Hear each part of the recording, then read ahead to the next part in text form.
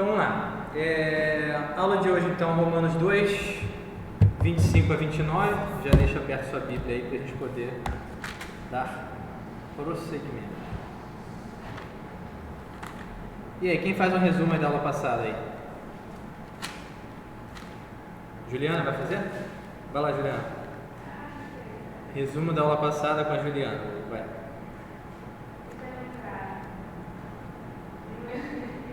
Pode falar.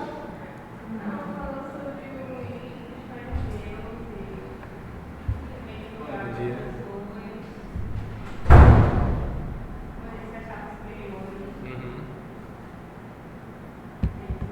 É isso, tá. Então ela lembrou bem, muito bem, que na aula passada a gente falou aí da hipocrisia, né, dos judeus. Sempre bom a gente contextualizar e lembrar o que a gente está falando, que a gente está falando justamente de que Paulo está tratando com todas as pessoas do mundo, né? Todos os povos, vamos colocar assim, e finalmente ele chega aqui nos judeus. Ele começou ali com toda a humanidade, os gentios, falou sobre os moralistas ali no capítulo 2 e, surpreendentemente, os judeus também estavam inseridos naquela classificação. Qual é a classificação que eles estavam? Fala aí, Eduardo. Cara, boa pergunta. Boa pergunta. Antes de responder ela, a gente deveria pensar sobre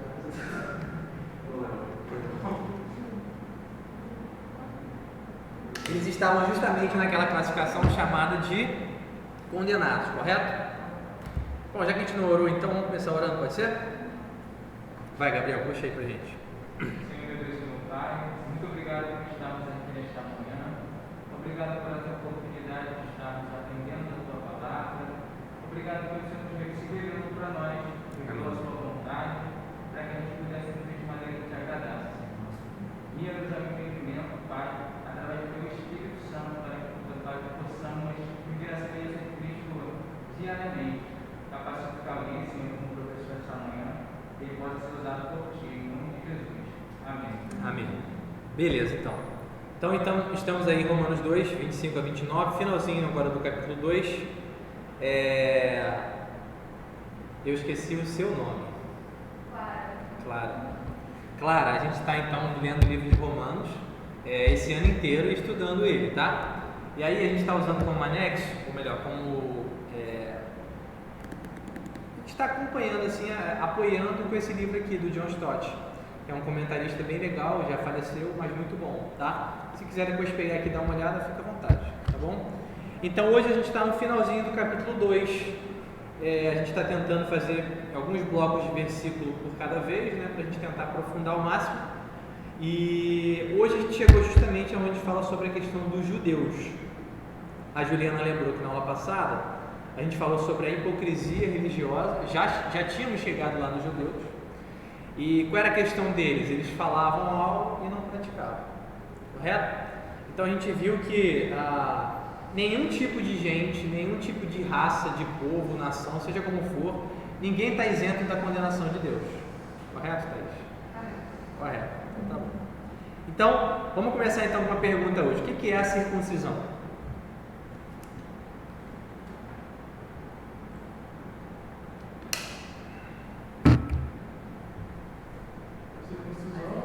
Cerimonial praticava nas crianças, homens, né? Oitavo dia de vida. Oitavo dia de vida. E qual o valor da circuncisão? Dos judeus ou o real valor? Você que sabe. Qual é o valor da circuncisão? Pode responder os dois, para os judeus e qual o real valor. A circuncisão para os judeus é que a gente comentou na aula passada também, né? Eles tinham a circuncisão, tinham a lei e se julgavam filhos de Abraão também. Só que se você é circuncidado, mas não obedece à lei, a sua circuncisão não vale de nada. Não vale de nada. Beleza. Então, resumindo, né? O Diego mostrou que a circuncisão era um ato realizado exteriormente. O que significa isso? Na carne, né? Só os homens do sexo masculino, ao oitavo dia, eles recebiam uma espécie de cirurgia, né? Uma pequena cirurgia. Retiravam uma parte da carne do prepúcio, que é o membro masculino, E então aquilo ali significava um símbolo, né? Um símbolo do que Deus tinha feito com Abraão, no caso, que era a aliança que ele tinha com Abraão, certo? E a gente tem essa diferença, né? Que a gente vai começar no que o Diego falou. Para os judeus, eles achavam que aquilo ali era algo valioso, exteriormente dizendo. Só que a gente vai ver que o apóstolo Paulo, aí não só ele, a gente vai ver também coisas no Antigo Testamento, que mostram que a circuncisão ela tinha valor como algo interno. Era muito mais do que aquele símbolo, né? O símbolo era somente uma evidência. E essa palavrinha evidência hoje vai ser uma coisa bem interessante para a gente pensar em vários aspectos também da nossa vida cristã. Beleza? Hoje eu me proponho a responder aqui responder não, né? Falar sobre esse dilema, né? Sobre a ideia da salvação por obras. A gente sempre tem falado disso, né? Mas qual é a diferença de uma necessidade de obras para a salvação, ou qual é a diferença da necessidade de haver obras não para a salvação, mas como evidência, tá? Então isso daí é o que a gente também vai falar hoje, é um assunto bem central da nossa aula de hoje. Mas vamos começar lendo o texto? Romanos 2, 25 a 29. Quem lê aí? A circuncisão tem valor se você obedece à lei, mas se você desobedece à lei, a sua circuncisão já se tornou incircuncisão. Se aqueles que não são circuncidados obedecem aos preceitos da lei, não serão eles considerados circuncidados? Aquele que não é circuncidado fisicamente, mas obedece à lei, condenará você, tendo a lei escrita e a circuncisão é transgressor da lei. Não é o judeu quem o é apenas exteriormente, nem a circuncisão, a que é meramente exterior e física. Não, judeu é quem o é interiormente, e circuncisão é operada no coração, pelo Espírito, e não pela lei escrita. Para estes, o louvor não provém dos homens, mas de Deus. Beleza. Então a gente pensou sobre o que significa circuncisão. Vamos ver um pouquinho aí na Bíblia, esse passo a passo. Vai lá para Gênesis 12, rapidinho. Só para a gente pegar o significado. Ou a história da circuncisão. No capítulo 12 lá de Gênesis, vai dizer que Deus chama Abraão, não é isso que está escrito aí no subtítulo da sua Bíblia? Deus chama Abraão e lhe faz promessas. Ora, disse o Senhor a Abrão, né? Ainda não era Abraão. Sai da tua terra e da tua parentela. Oi, tudo bem? Pode entrar. Sai da tua terra e da tua parentela e da casa de teu pai e vai para a terra que te mostrarei. De ti farei uma grande nação e te abençoarei. Bom dia. Tudo bem? Seja bem-vindo. Seja bem-vindo no Senhor também? Tá bom, a gente está em Gênesis 12. Se você quiser abrir aí, fique à vontade. Sai da tua terra e da tua parentela, da casa de teu pai e vai para a terra que te mostrarei. De ti farei uma grande nação e te abençoarei e te engrandecerei o nome. Sê tu uma bênção. Versículo 3: Abençoarei os que te abençoarem e amaldiçoarei os que te amaldiçoarem. Em ti serão benditas todas as famílias da terra. Agora vai aí para Gênesis 17.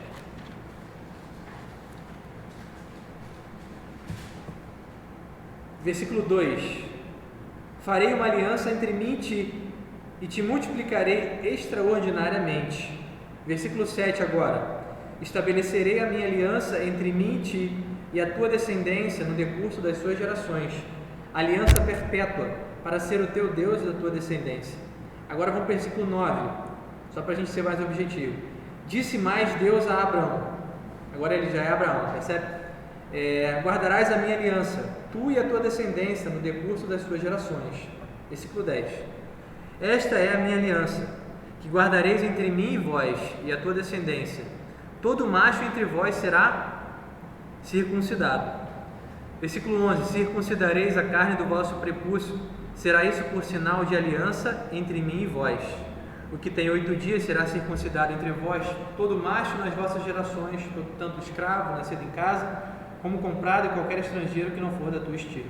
Tá? Então por aí é o que a gente está vendo aí, a história da circuncisão, como é que ela foi instituída e o que ela significava. Só que tem um versículo aí que a gente leu, o versículo 11 que a gente acabou de ler, está escrito uma palavra interessante, ó.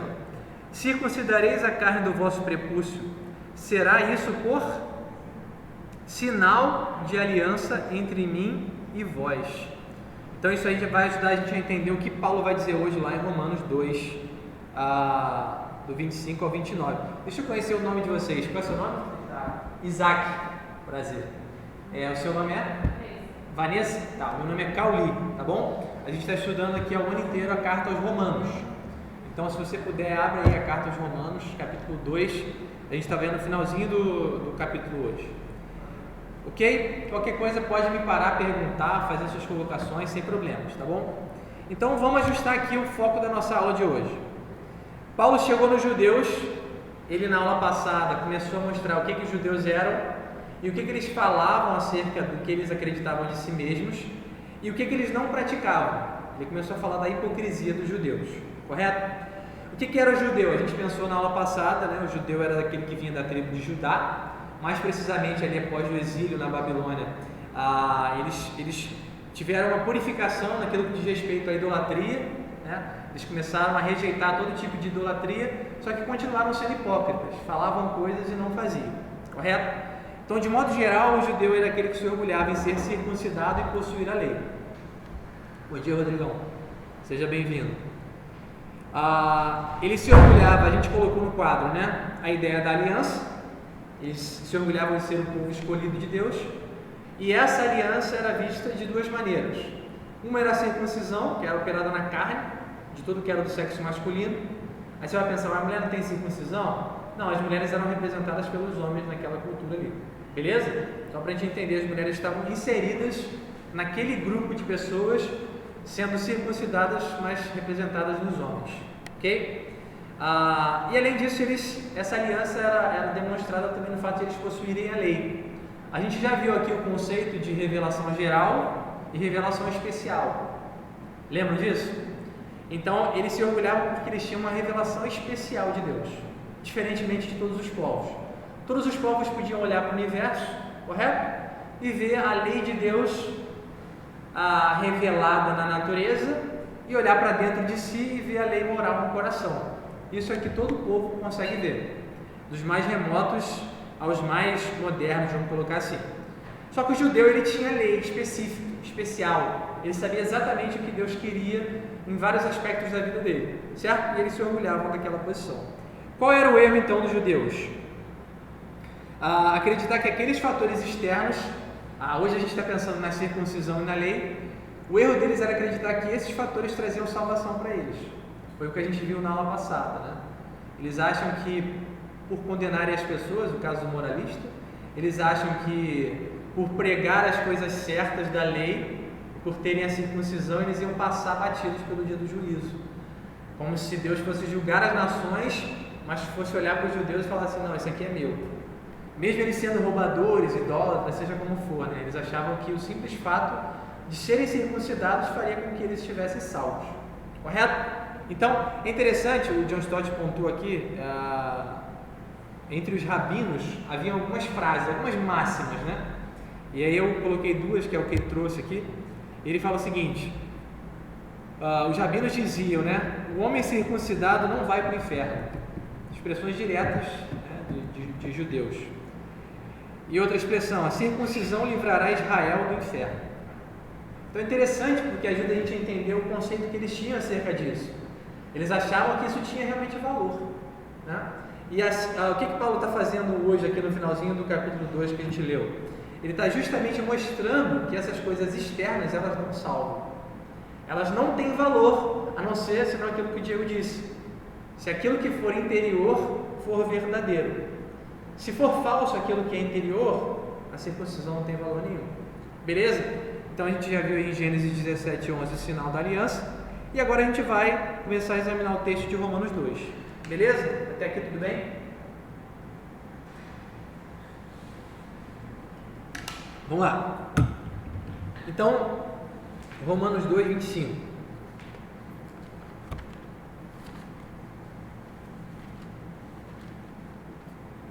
Romanos 2, 25. Porque a circuncisão tem valor se praticares a lei. Se és, porém, transgressor da lei, a tua circuncisão já se tornou incircuncisão. Então, qual é a ideia aqui? O valor da circuncisão, ela está sempre relacionada à prática da lei. Correto? Fala, Diego, por que ela está sempre relacionada à prática da lei? Me ajuda aí. Sei, porque é o que eu expliquei aqui, né? Se você é circuncidado, mas não pratica a lei, é como se circunciso fosse. Então eles depositavam essa confiança. Na aula passada a gente leu aqui que o judeu era aquele que descansa. Lembra onde ele descansava? Ó? Um pouquinho mais atrás aí.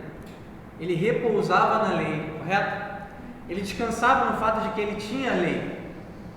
Ele descansava no fato de que ele era o povo escolhido, que tinha aliança. Só que ele esqueceu de ser justamente como aquela pessoa que deu origem. Quem era a pessoa que deu origem que a gente leu hoje? Abraão. É interessante, né? Eu já lembrei isso aqui, acho que aula passada ou retrasada, que Jesus, quando está no debate lá com os judeus se achavam o povo escolhido de Deus. Por quê? Porque eles eram da descendência de Abraão, né? Eles falam, nós somos descendência de Abraão, nunca fomos escravos de ninguém, né? Mas você pensa assim, pô, eles sempre foram escravos de todo mundo, né? Mas eles não queriam admitir isso. Mas o interessante é que eles olhavam para Abraão como uma espécie de amuleto, e eles se gloriavam daquele status ali de descendentes físicos de Abraão, correto? É a mesma coisa que hoje você virar assim, né? Vamos colocar assim, o filho do Pelé, né? O meu pai foi um cara, jogou muito, né? Era o Pelé, no caso, era um grande jogador de todos os tempos. E aí eu, né? Eu sou também um grande jogador, porque meu pai, né, foi um grande jogador. Só que se eu não for um bom jogador, não adianta nada, né? Então a ideia é mais ou menos essa, né? Só que aqui o valor é muito mais profundo, porque é uma coisa espiritual. Trata da questão da salvação, né? Do destino eterno de cada alma. Percebe? Então o valor da circuncisão sempre está atrelado aí à obediência. Seguindo, versículo 26. Se, pois, a incircuncisão observa os preceitos da lei, não será ela porventura considerada como circuncisão? A circuncisão apenas na carne, ou seja, aquela que é exterior, né? Na carne do homem, não tem valor. É possível que esse tipo de marca signifique nada. É justamente essa a ideia. Há um valor naquilo ali, correto? Correto, mas aquele valor ali não é um valor intrínseco, não é um fim em si. Aquele valor é um valor que está sempre dependendo de outra coisa. Qual é a outra coisa? A prática da lei, né? A obediência àquilo que Deus sempre quis. Então, esse valor da circuncisão, no caso, sempre está dependendo daquilo que acontece dentro do coração, né? A obediência, ela não é algo estereótipo. Percebe? Se eu, por exemplo, tenho os mandamentos, e aí eu começo a observar esses mandamentos sempre como ritos. Então, por exemplo, eu sou judeu, então eu vou guardar o sábado. Aí eu vou lá e guardo o sábado. Aí eu sou judeu, o que eu faço? Eu dou o dízimo disso, disso e daquilo. Certo? Isso já é em si obediência à lei?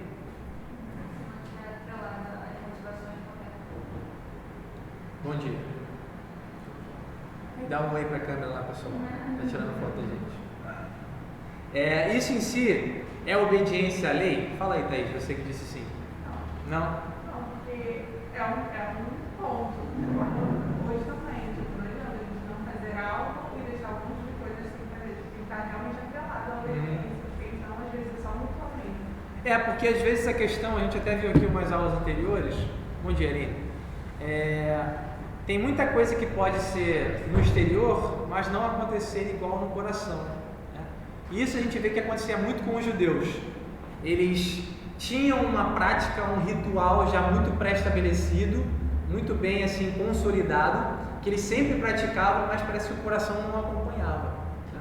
Isso muitas vezes acontece hoje com a gente. A gente já pensou em alguns momentos aqui, nas aulas anteriores, sobre a questão da motivação. Qual é a questão da motivação? É que o que eu faço no exterior tem que acontecer dentro do meu coração, né? A motivação que eu tenho é muitas vezes aquilo que vai me aprovar diante de Deus, é o que o final do texto vai dizer. Então, o problema que acontecia é justamente isso. Os judeus eram circuncidados, eles observavam de maneira exterior a lei, ou seja, eles faziam uma série de rituais. Há quem diga aí que o sábado, que era o dia de descanso, era um dos dias mais cansativos que tinham na cultura judaica.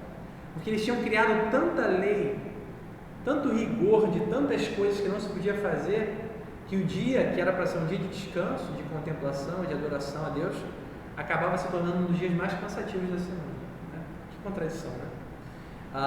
Então esse judeu circunciso demonstrava com o coração dele que aquilo ali que ele praticava não tinha valor, certo? Porque não vinha de uma motivação de dentro.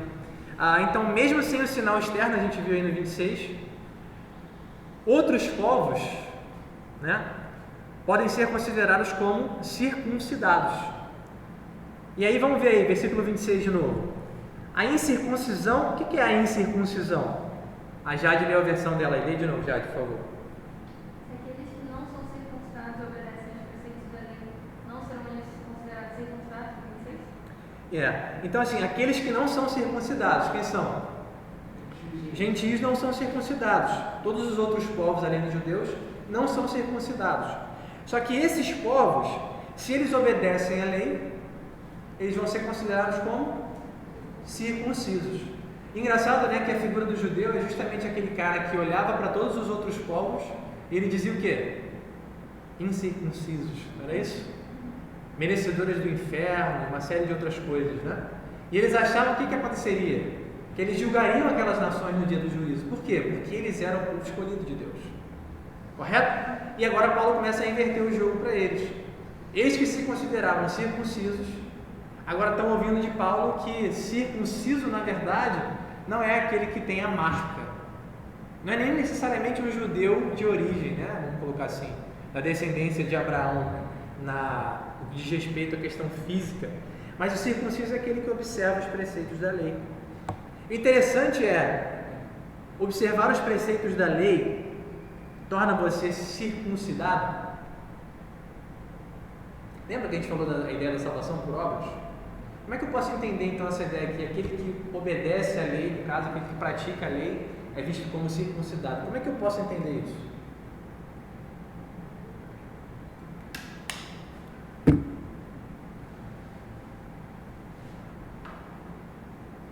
Lembra que eu falei no início da aula o valor da palavra que a gente usa hoje? Da evidência, né? A ideia é que Paulo nunca está tratando, nunca vai tratar a ideia de salvação por obras, nunca vai fazer isso.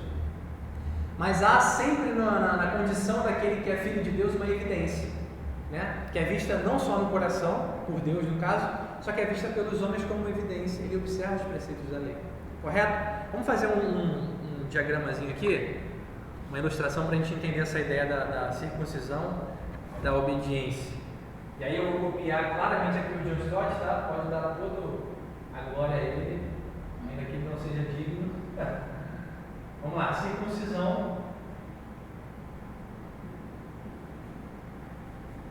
sem obediência. Você vai matar agora, vai. É igual ao quê?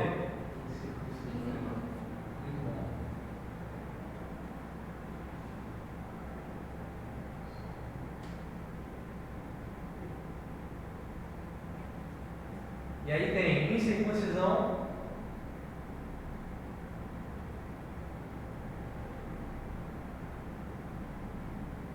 mais obediência é igual a? Pode falar. Circuncisão.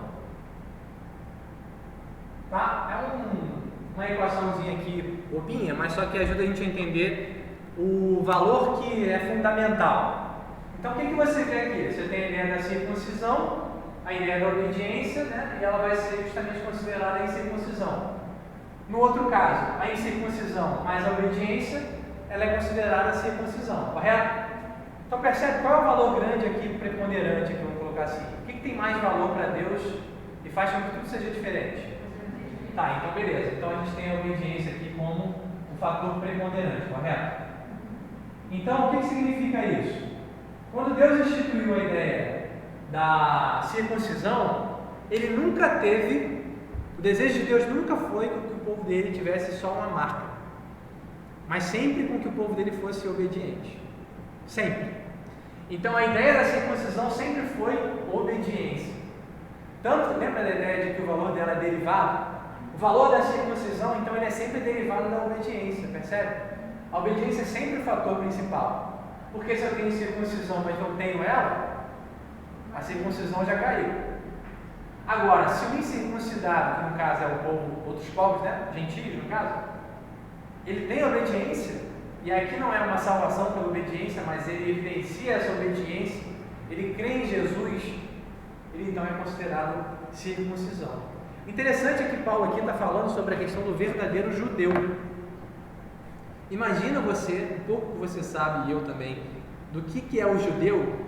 Imagina o judeu ouvindo isso, dizendo que ele não é um verdadeiro judeu. Lembra quando Jesus chamou os judeus de filhos do diabo? Lembra disso? E aí o texto que ele usou foi justamente isso, né? Ele fala que o pai dele não era o pai deles. Jesus era judeu. Ele vai dizer que o pai dele era um pai diferente. Um pai diferente? E ele vai dizer o seguinte, ó, vocês fazem as obras do seu pai. Ele está chamando aqueles homens, descendência de Abraão, de filhos do diabo, né? Interessante isso, né? Porque a ideia de filhos de Deus não é uma questão física, nunca, mas sempre uma questão espiritual. E aí quem ele vai dizer que são os verdadeiros descendentes de Abraão? Aqueles que andam nas mesmas pisadas de Abraão, aqueles que observam quem foi Abraão e repetem aquilo que ele fez. Interessante, né? Como o valor da circuncisão não é algo externo, mas é algo interno. Que Abraão, ele lembra dessa ideia? A gente vai chegar na frente, ainda em Romanos, se não me engano, mostrando que Abraão recebeu a circuncisão quando ele era justo ou não. Quando ele tinha sido considerado justo ou não. E aí o que Paulo vai discorrer é o seguinte: a circuncisão veio depois dele ter crido, né? Então ele foi considerado justo porque ele creu em Deus. Lembra disso? Ele creu em Deus e isso foi imputado como justiça. Ele foi considerado justo diante de Deus. E depois disso ele recebeu a circuncisão. Era um sinal daquela marca que ele tinha dentro dele já. Qual era a marca? Justo diante de Deus. Correto? Como? Pelas suas obras? Não. Por meio da fé. A gente sabe que é pela graça. Certo? Beleza? Então não é o que é visível que tem valor, mas o valor deriva sempre daquilo que é invisível. Correto? O que é visível, a circuncisão, algo externo, só tem valor quando ela é uma evidência, uma coisa derivada daquilo que não é visível. O que é? A obediência, que flui daquilo que eu tenho no coração, das minhas motivações. Beleza? Vamos seguir um pouco mais então. Versículo 27. E se aquele que é incircunciso por natureza cumpre a lei, certamente ele te julgará a ti, que não obstante a letra e a circuncisão, és transgressor da lei. A gente falou agora há pouco que os judeus eles achavam que iam julgar as nações. Só que agora Paulo vira para eles e fala o seguinte: não, vocês estão enganados. Na verdade, esse julgamento aí vai ser um julgamento invertido. Os outros povos julgarão vocês, né? Por quê? Porque vocês são hipócritas. Vocês não vivem justamente aquilo que vocês pregam, correto? Vocês estão condenados como todas as nações. E a gente entende aqui que o texto ele parece que é um emaranhado, né? Ele começa falando dos gentios, aí fala dos moralistas, aí fala dos judeus, e ao mesmo tempo ele começa a colocar uma série de conceitos, percebe? De julgamento, de algo vindouro, da nova aliança. Então fica mais ou menos um emaranhado para a gente entender, mas a gente tem que sempre lembrar qual é o propósito de Paulo aqui no início da carta. Se você for lá para o capítulo 3, versículo 9, ele vai usar uma expressão dizendo assim: que se conclui? Ou seja, ele está fazendo uma argumentação desde o início do texto, e ele vai fazer uma conclusão, ainda que não termine o livro, no versículo 9 do capítulo 3. E qual é a conclusão dele ali? Que se conclui? Temos nós qualquer vantagem? Não, de forma nenhuma, pois já temos demonstrado que todos, tanto judeus como gregos, estão debaixo de pecado. Lembra? Até a Aline falou disso na aula passada, né? O propósito ajuda a gente a entender o que Paulo está fazendo aqui. Ele está apontando para todo mundo e está mostrando que todo mundo, inclusive os judeus que eram tidos como povo de Deus, eles estão debaixo do pecado, debaixo da condenação. Para que ele quer fazer isso? Porque ele está justamente apontando para Jesus. Ele vai começar a mostrar depois como é que essa condenação ela é removida. Como é que a pessoa faz para ser salva? Lembra? A gente falou da ideia do anúncio do Evangelho. Eu não posso anunciar um Evangelho que tenha Jesus como simplesmente um acessório, uma cereja no bolo. Ele precisa vir num pano de fundo. Qual é o pano de fundo? Da condenação. Se eu não falo de pecado, se eu não falo de juízo, por exemplo, se eu não falo de arrependimento para alguém, e ainda assim eu quero apresentar Jesus, essa pessoa não pode ser salva. Correto? Ela vai ser salva o quê? Quando ela entender que ela está condenada e que Jesus passa a ser o salvador da vida dela. Porque se Jesus só te salva da dor, da humilhação, da vergonha, da baixa autoestima e uma série de coisas assim, você continua nos seus pecados. É essa a ideia que Paulo faz aqui. Ele traz todo mundo a entender que todo mundo está condenado sem Jesus. Condenado a quê? Ao inferno. Né? Aquela realidade que a gente já viu aqui, que não é qualquer realidade, muitas vezes a gente trata de maneira leviana, é uma realidade profundamente terrível.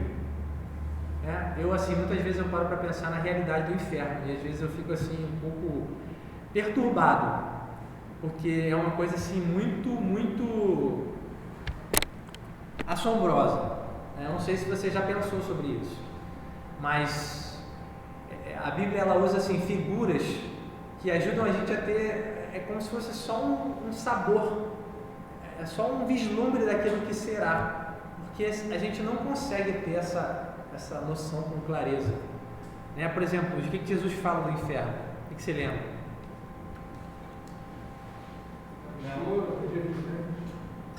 Choro, ranger de dentes. Vai imaginando a figura. Choro, ranger de dentes. O que mais? Ele falou mais.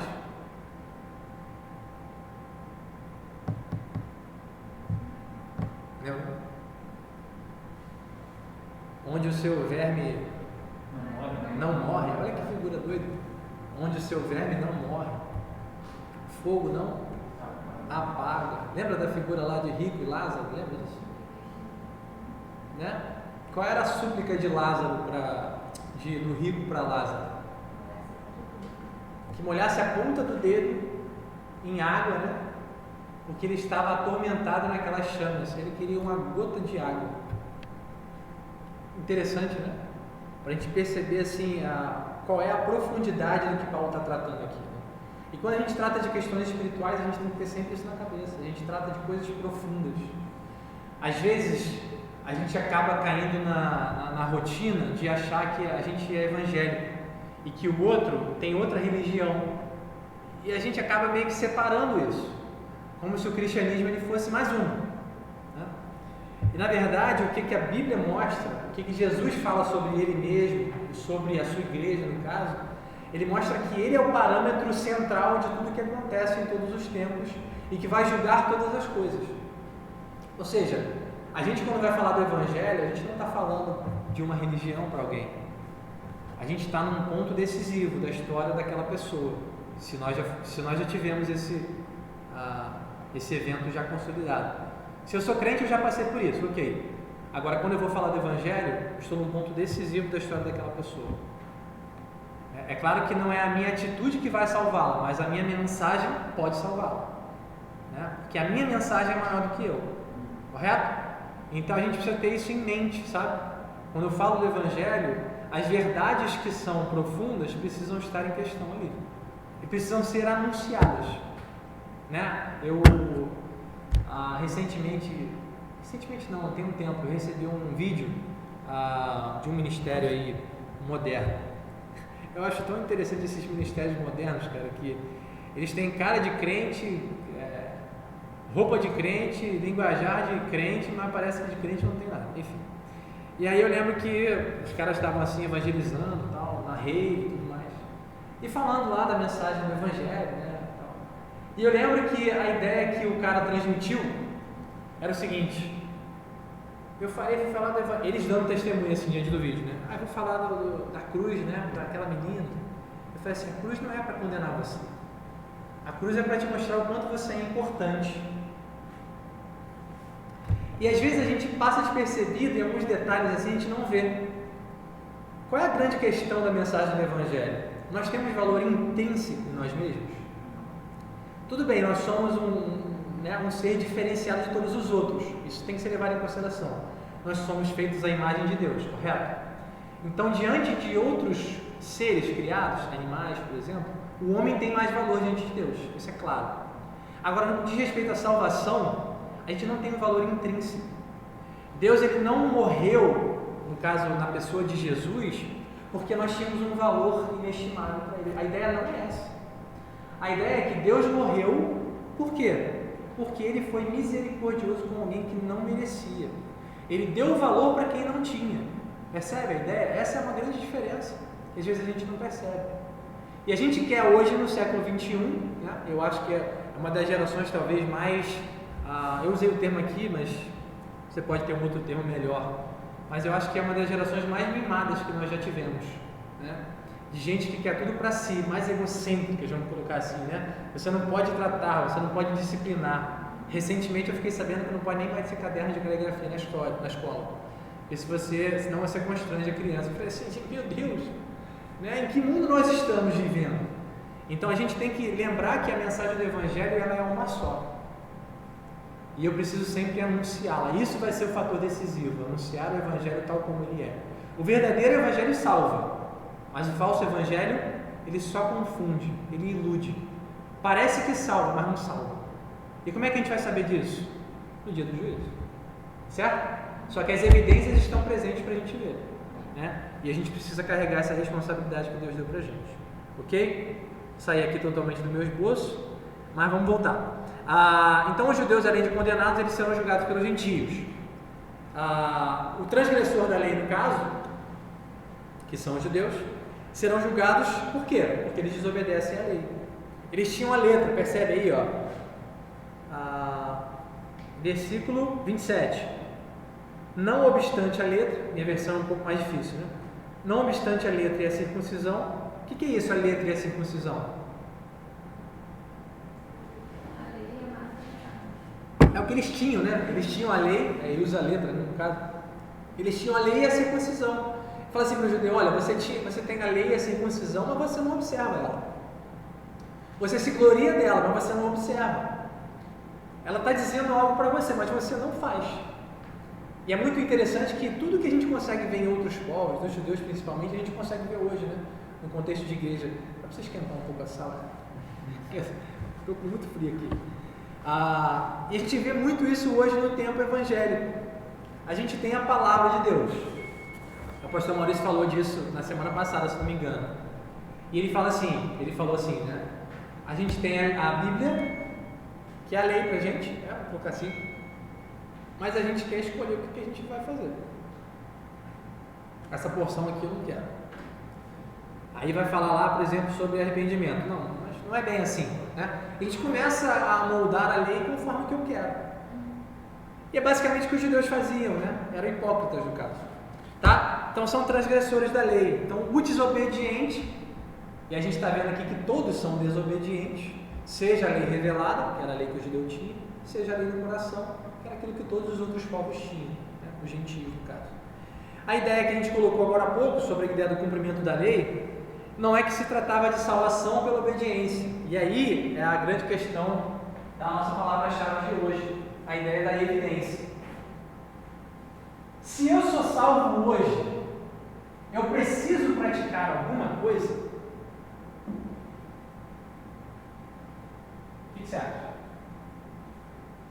Uma consequência, uma evidência da sua salvação. Não é que você precisa para ser salvo, mas você pratica porque você é salvo. É uma consequência daquilo que você é. Tá, mas por exemplo, eu posso ser crente sem obras? Não? Não tem como. É uma incoerência. Não tem como você ter uma fé verdadeira se na sua vida não fica evidente a obediência a Cristo. Mas e o crente carnal? Então, os dois, quando A palavra fala que também a fé sem ação é morta. Fé sem obras é morta, isso aí. Mas e o crente carnal? Crente carnal é um dilema, né, cara? Meu Deus do céu. Enfim, a grande questão é que não é salvação pela obediência, né? A gente está falando aqui, os desobedientes vão ser condenados. Aí os obedientes, então? Não tem, né? Na verdade, no sentido estrito da palavra, não tem. Como é que a gente obedece a lei de maneira que Deus fique satisfeito com a gente? Coração. Através de Jesus, né? É por isso que a salvação ela é pela graça mediante a fé. Por que a fé? Porque a fé coloca a minha obediência sobre uma outra pessoa, correto? Então, vamos pensar aqui na ideia de Jesus. É impossível que a lei salve. Todo mundo está de acordo com isso? Então, alguém que tenta obedecer a lei, a ideia, vamos pensar nos judeus. O cara foi circuncidado no oitavo dia, era do povo da aliança, sempre obedeceu a lei. O jovem rico. Senhor, mas tudo isso eu tenho obedecido desde a minha mocidade. Aí ele vai ter aquele dilema lá com Jesus. Jesus vai mandar ele vender os bens. Tá, mas vamos pensar aqui. Pela minha obediência, eu não consigo ser salvo. Nunca. Nunca posso. Mas eu preciso ser obediente. Como é que eu faço, então, para resolver meu problema com Deus? A gente tem a figura de Jesus. Eu vou dar uma cruz que é fácil a gente identificar, tá? Me importa porque eu desenhei isso também. Então, eu deposito a minha fé em Jesus. Esse sou eu. Quem sou eu? Pecador. Pecador condenado, tá? Eu não consigo. Aí eu tenho aqui, vamos colocar assim, Deus. O Pai, no caso, né?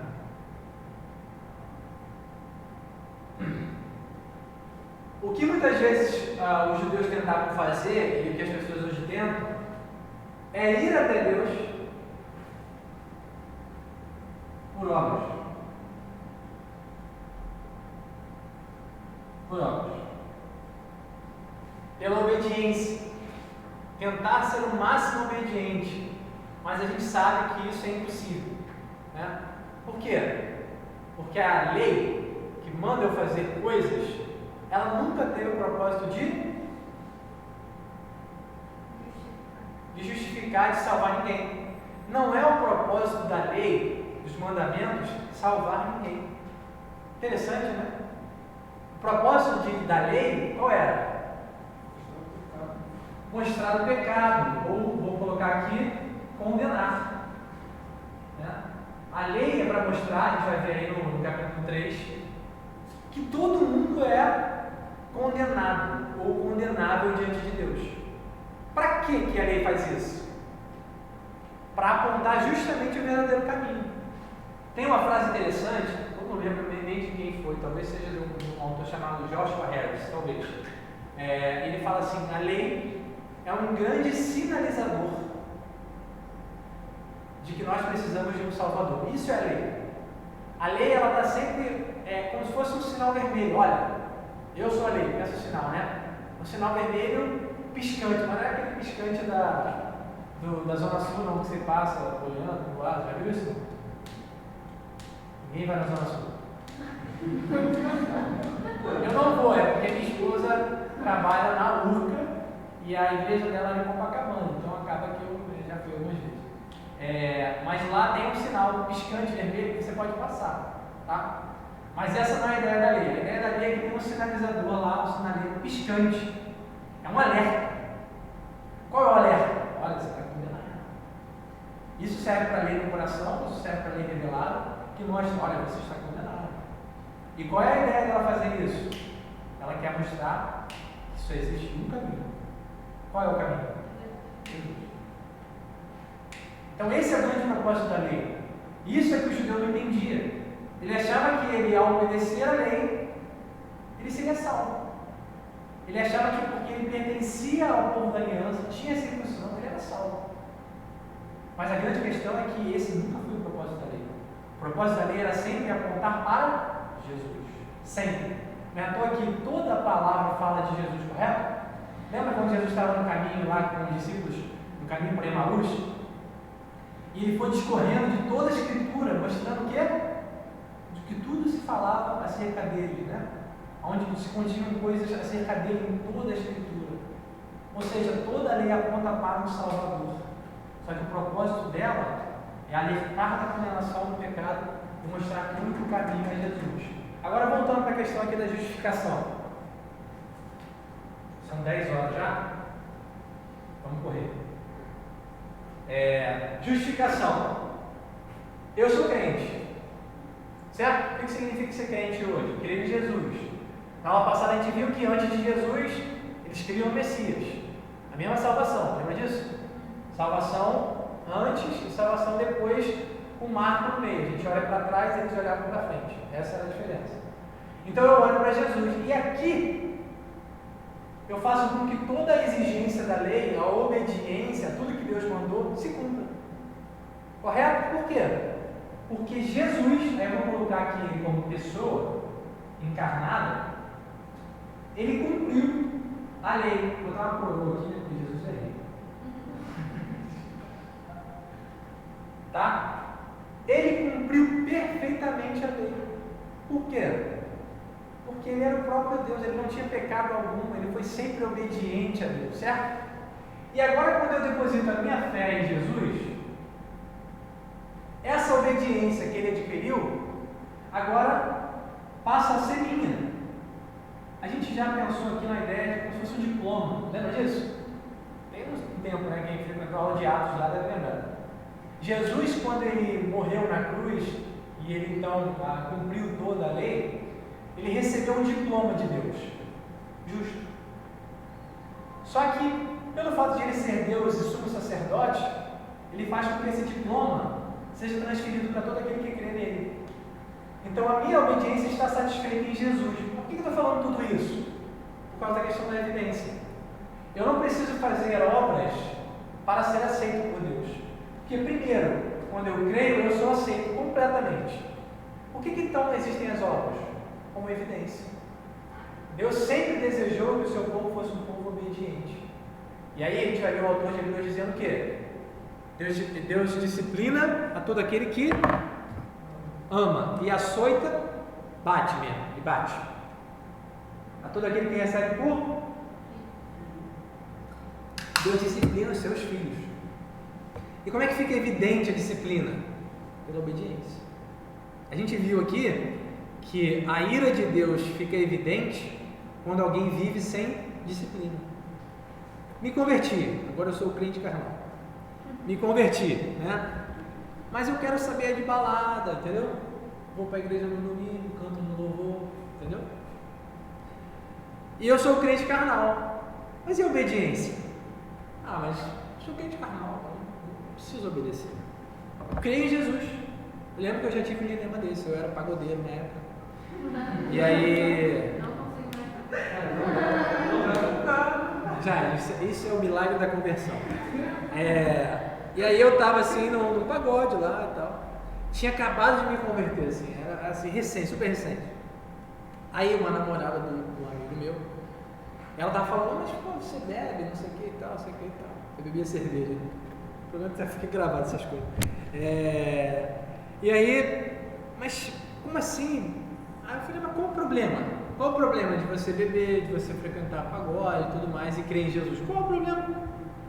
E eu não entendia nada sobre a ideia de obediência, sabe? De uma vida santa. Não entendia o que significava isso. Era novo convertido. E a ideia era essa, né? Não é que eu não podia, mas que eu não deveria fazer. Por quê? Porque agora eu amava a Deus. Eu queria ser separado para Ele, né? E aos poucos você vai aprendendo isso, né? Quando você vai amadurecendo na fé cristã, você vai entendendo que a evidência, ou melhor, as obras são evidência da sua salvação e não um pré-requisito para que você seja salvo. Se você parar para pensar, por exemplo, num grande exemplo disso, quem é? O ladrão da cruz. Né? Quais foram as evidências que ele teve de salvação? Talvez a principal evidência era reconhecer que não valia nada. Né? Para mim, já é uma evidência de salvação. Ele reconheceu que Jesus era bom e que ele não. Interessante, né?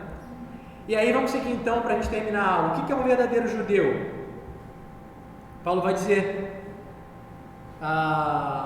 28. Porque não é judeu quem o é apenas exteriormente, nem é a circuncisão, aqui somente na carne. E dá um tapa na cara dos judeus, né? Que se orgulhavam em ser judeus. Porém, judeu é aquele que o é interiormente, e circuncisão, que é do coração, no espírito, ou a versão da Jade falou aí, pelo espírito, não segundo a letra, e cujo louvor não procede dos homens, mas de Deus. Então, qual é a ideia?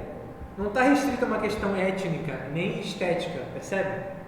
Os evangélicos aí da moda, mas é uma questão espiritual. A gente tem visto aqui, Paulo está falando dos judeus, correto? Mas ele está emendando uma série de questões da nova aliança já. Isso já é uma figura para a gente também, tá? Então fica fácil a gente aplicar para o nosso contexto hoje. Paulo está falando dos judeus, mas como é que eu posso ver isso na minha vida hoje? Né?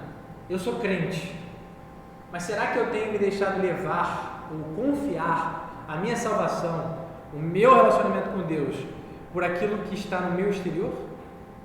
Por aquilo que é a minha rotina ou a minha cultura hoje? Então são coisas que a gente tem que pensar sempre, né? Por quê? Porque era justamente o erro dos judeus, que fazia deles condenados diante de Deus, ok? A ideia é que Paulo não está trazendo aqui um novo conceito. Eu não vou abrir os textos, talvez devesse ser bom, né? 10 e 6. Vamos abrir o texto então. Deuteronômio 10, 12, rapidinho.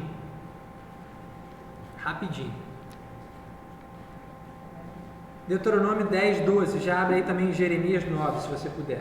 Deuteronômio 10, versículo 12. Agora, pois, ó Israel, que é que o Senhor requer de ti? Não é que temas o Senhor teu Deus e andes em todos os seus caminhos e o ames, e sirvas ao Senhor teu Deus de todo o teu coração e de toda a tua alma, para guardares os mandamentos do Senhor e os seus estatutos que hoje te ordeno para o teu bem?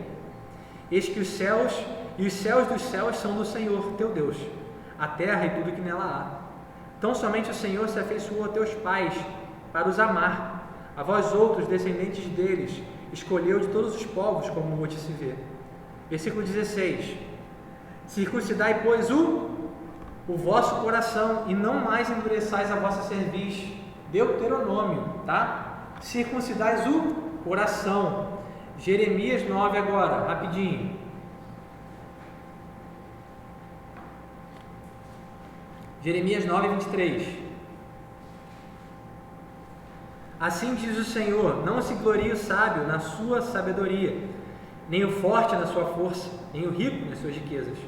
Mas o que se gloriar, glorie-se nisto, em me conhecer e saber que eu sou o Senhor, e faço misericórdia, juízo e justiça na terra, porque destas coisas me agrado, diz o Senhor.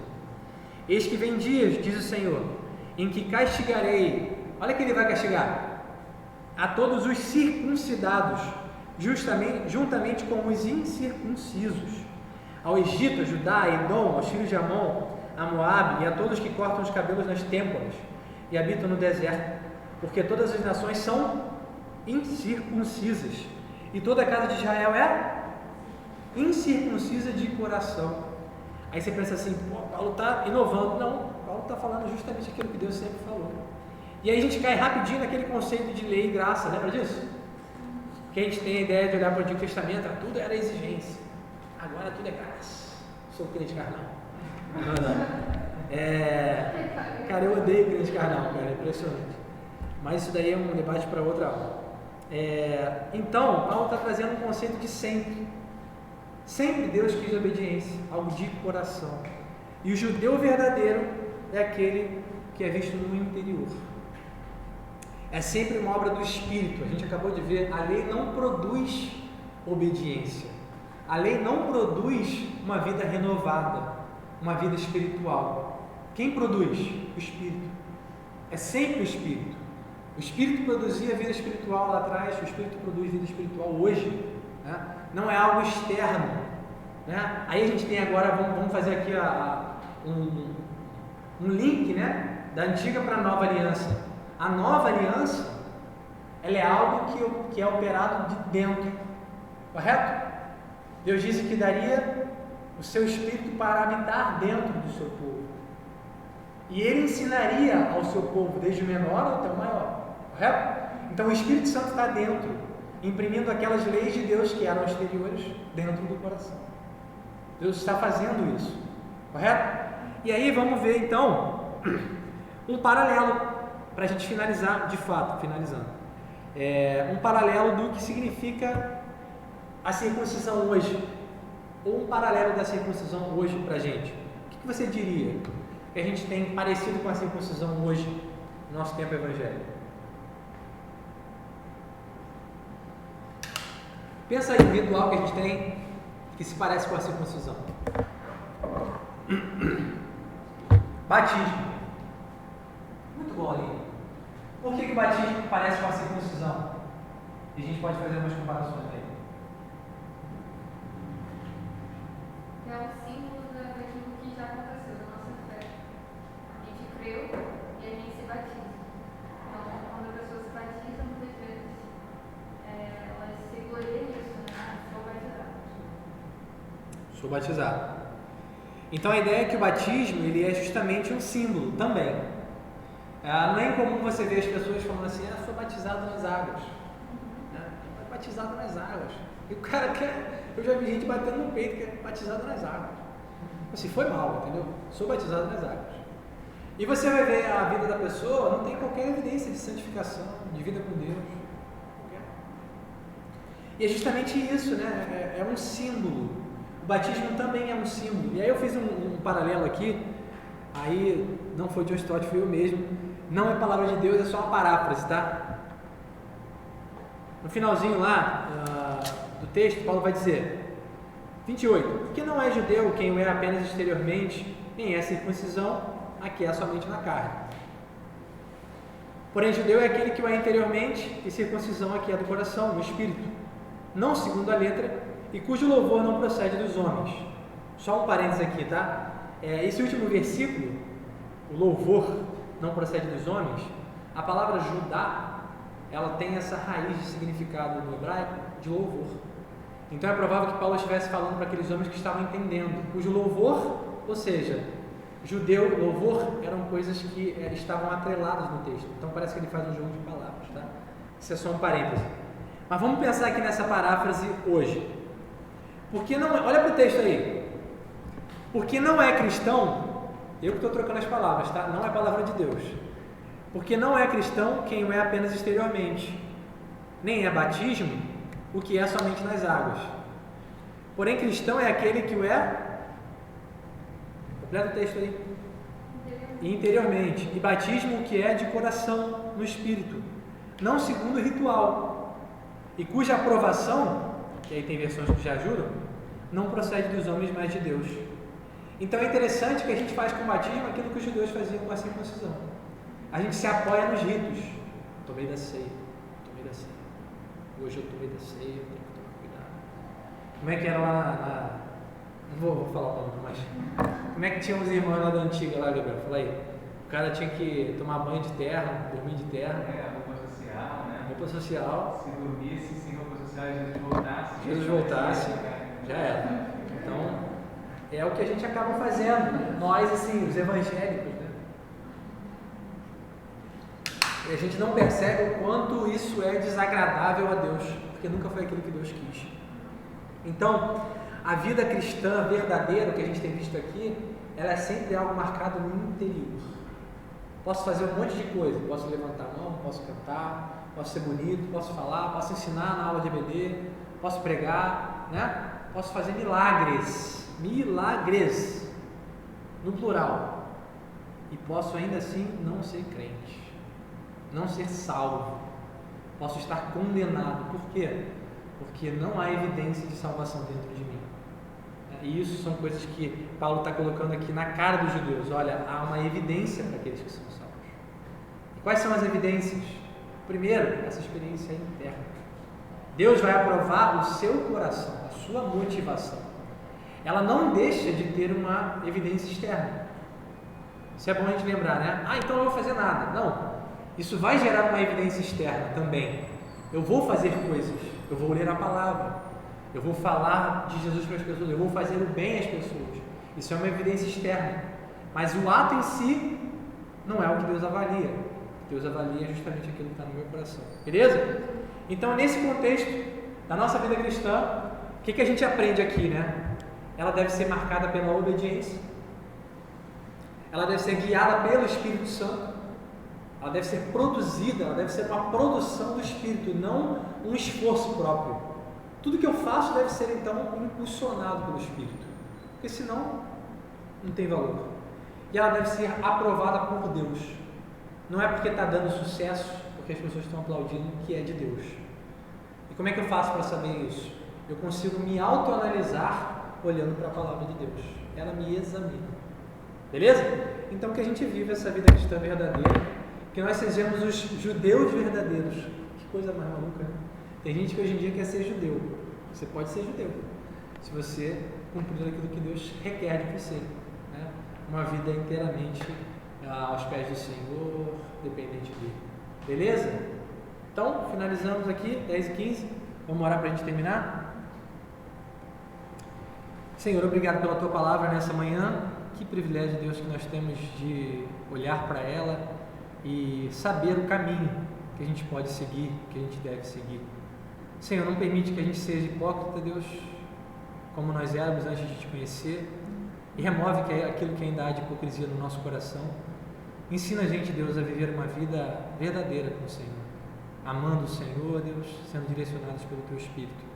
Nos livra, assim, dos enganos, nos ajuda a gente a falar do verdadeiro Evangelho para as pessoas.